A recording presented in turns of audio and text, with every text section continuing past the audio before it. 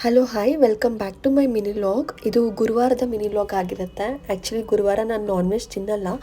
Morning ನಾನು ಪೂಜೆ ಮಾಡಿದ್ಮೇಲೆ ಇವಾಗ ಚಿಕನ್ ತಂದಿದ್ರು, ಹಾಗಾಗಿ ನಾನು ಮಾರ್ನಿಂಗ್ ಮ್ಯಾರಿನೇಟ್ ಮಾಡಿ ಇಟ್ಟು ಹೋಗಿರಲಿಲ್ಲ. ಸೊ ವರ್ಕ್ ಮುಗಿಸ್ಕೊಂಡು ಬಂದಮೇಲೆ ನಾನು ಅದನ್ನು ಮ್ಯಾರಿನೇಟ್ ಮಾಡಿ ಇಡ್ತಿದ್ದೀನಿ. ಎನಿಹಾವ್ ಒಂದು 30 ಮಿನಿಟ್ಸ್ ಮುಂಚೆ ಆ ಚಿಕನ್ನ ಮ್ಯಾರಿನೇಟ್ ಮಾಡಿಟ್ಟರೆ ಸಾಕು, ಅದು ತುಂಬ ಚೆನ್ನಾಗಿ ಮ್ಯಾರಿನೇಟ್ ಆಗಿರುತ್ತೆ. ತುಂಬ ಏನು ಮಸಾಲಾಸ್ ಆ್ಯಡ್ ಮಾಡೋ ಹಾಗಿಲ್ಲ, just chicken masala, ginger garlic paste, curd and ಸ್ವಲ್ಪ ಸ್ಪೈಸಸ್ಗೋಸ್ಕರ ಚಿಲ್ಲಿ ಪೌಡರ್ ಆ್ಯಡ್ ಮಾಡಿಬಿಟ್ಟು ನಾನು ಅದನ್ನು ಫ್ರಿಜ್ಜಲ್ಲಿ ಇಡ್ತೀನಿ.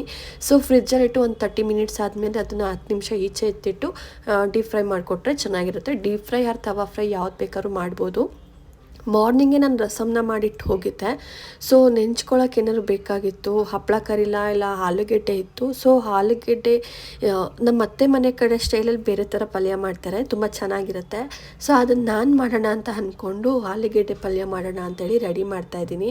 ಸೊ ನಮ್ಮ ಕಡೆ ಬೇರೆ ಥರ ಮಾಡ್ತೀವಿ, ಬಟ್ ಇದು ನಮ್ಮ ಅತ್ತೆ ಮನೆ ಕಡೆ ಸ್ಟೈಲ್ ಇರೋ ಆಲೂಗೆಡ್ಡೆ ಪಲ್ಯ. ನಾನು ಇಲ್ಲಿ ಬಂದಮೇಲೆ ಈ ಥರ ಸ್ಟೈಲ್ ಆಲೂಗೆಡ್ಡೆ ಪಲ್ಯ ತಿಂದಿದ್ದು, ತುಂಬ ಚೆನ್ನಾಗಿರುತ್ತೆ ಆ್ಯಂಡ್ ಟೇಸ್ಟಿಯಾಗಿ ಕೂಡ ಇರುತ್ತೆ.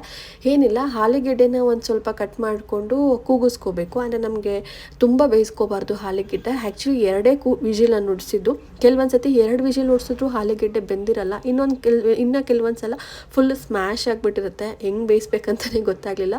ಇವಾಗಿನ ನನ್ನ ಪರಿಸ್ಥಿತಿ ಹಾಗೆ ಆಗಿತ್ತು. ಆಲೂಗೆಡ್ಡೆ 2 ವಿಜಿಲ್ ಹೊಡ್ಸಿದ್ದಕ್ಕೆ ಫುಲ್ಲು ಸ್ಮ್ಯಾಶ್ ಆಗಿಬಿಟ್ಟಿತ್ತು. ಚೆನ್ನಾಗಿತ್ತು ಅಂತ ಅನಿಸುತ್ತೆ. ಏನಿವೆ ಅದನ್ನು ಅದು ಆಲೂಗೆಡ್ಡೆ ರ್ಯಾಪರೆಲ್ಲ ಸಿಪ್ಪೆಲ್ಲ ಬಿಡಿಸ್ಕೊಂಡು ದಪ್ಪ ದಪ್ಪ ಪೀಸಲ್ಲಿ ಕಟ್ ಮಾಡಿ ಇಟ್ಕೋಬೇಕು. ಸೈಡಲ್ಲಿ ಒಂದು ಬಾಣಲಿ ಇಟ್ಕೊಂಡು ಅದಕ್ಕೆ ಸ್ವಲ್ಪ ಆಯಿಲ್ ಹಾಕ್ಕೊಂಡು ಏನದು ಜೀರಿಗೆ ಆ್ಯಂಡ್ ಸಾಸಿವೆ ಹಾಕ್ಕೊಳ್ಳಿ. ಅದಾದಮೇಲೆ ನೀವು ಆನಿಯನ್ ಏನು ಕಟ್ ಮಾಡಿ ಇಟ್ಕೊಂಡಿರ್ತೀರ, ಇದಕ್ಕೆ ಆನಿಯನ್ ಸ್ವಲ್ಪ ಜಾಸ್ತಿನೇ ಹಾಕಿದ್ರೆ ತುಂಬ ಚೆನ್ನಾಗಿರುತ್ತೆ.